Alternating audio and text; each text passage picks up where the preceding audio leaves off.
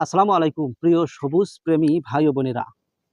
আমার হাতে বর্তমান একটা গাছ দেখতে পাচ্ছেন। ছোট্ট আকারে একটি বড়ই গাছ। থোকায় থোকায় কত সুন্দর বড়ই ধরে আছে দেখেন। মোটামুটি এই ছোট্ট গাছটিতে একটি, দুইটি, তিনটি, চারটি, পাঁচটি, ছয়টি, সাতটি বড়ই ধরেছে। মাশাআল্লাহ। মানুষ যত বড় হবে তার খাবারের চাহিদাও কিন্তু দিন দিন বৃদ্ধি পায়। ঠিক তেমনই গাছ একটা বড় হওয়া শুরু হয়ে গেছে। তো গাছের যে খাবারের যে চাহিদা, সেই খাবারের চাহিদাটা কিন্তু এখন বৃদ্ধি হবে। এজন্য মূলত আমরা এখন আমাদের এই ছোট্ট গাছটিকে ৮ লিটার বালতির একটা সেটআপ করব। তো বালতিটাতে প্রথমে আমি ৩ টা ছিদ্র করে নিয়েছি। এই যে দেখেন, ১ টা ২ টা ৩ টা। নিচে অংশে ৩ টা ছিদ্র করে নিয়েছি। এখন আমরা আমাদের এই সিমেন্টের যে পলি ব্যাগটা আছে, সেই ব্যাগটা থেকে আমাদের বালতিতে সেটআপ করব। কারণ সুন্দরভাবে ফলগুলো ধরে আছে। ফলগুলো বৃদ্ধির জন্য গাছের খাবারের প্রয়োজন আছে। আমাদের নিজেদের উৎপাদিত জৈব সার দিয়ে মিশ্রিত মাটি আমরা এই বালতিতে দেব। দিয়ে আমাদের এই গাছটা সুন্দরভাবে সেটআপ করে নেব। তো দেখেন, গাছটার মধ্যে নিচে যে জংলি বড়ই আছে তার ডালগুলো আগে কেটে দিতেছি। মোটামুটি গাছটা অনেক সুন্দর শেপে আছে। আগে কিছু মাটি ভরাট করে নেব। তো কিছু মাটি ভরাট করে নিয়েছি নিচের অংশে।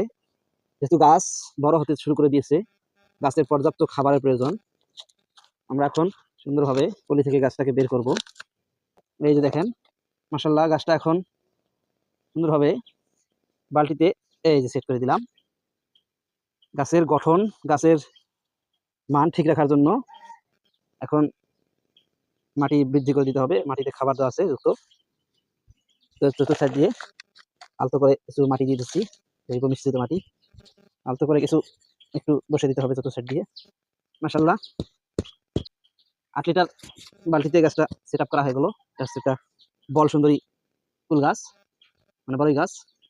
এখন মোটামুটি আশা করা যায় সুন্দরভাবে গাছের যে বড়ই মানে গুলো আছে সেগুলো বেড়ে উঠবে, এবং পাশাপাশি গাছের যে খাবারের চাহিদাটা সেটাও বৃদ্ধি হবে এবং নতুন কুশি পাতা বের হওয়া শুরু হয়ে যাবে। তো মানুষ যদি বড় হয় তার খাবারের চাহিদাটাও দিন দিন বেড়ে যায়। ঠিক তেমনি একটা গাছ বৃদ্ধি হলে তার খাবারের চাহিদাটাও দিন দিন বেড়ে যায়। এজন্য ছোট পাত্র থেকে এখন আপাতত বড় পাত্রে ১০ লিটার পাত্রে গাছটাকে সেট আপ করলাম। এরপরে যত বড় হবে তার পাত্র তত মানে বড় করতে হবে। তো এরপর গোড়ার অংশে হালকা করে কিছু পানি দিয়ে দেবো। ইনশাল্লাহ গাছে ফলগুলো এখন সুন্দরভাবে বৃদ্ধি হবে।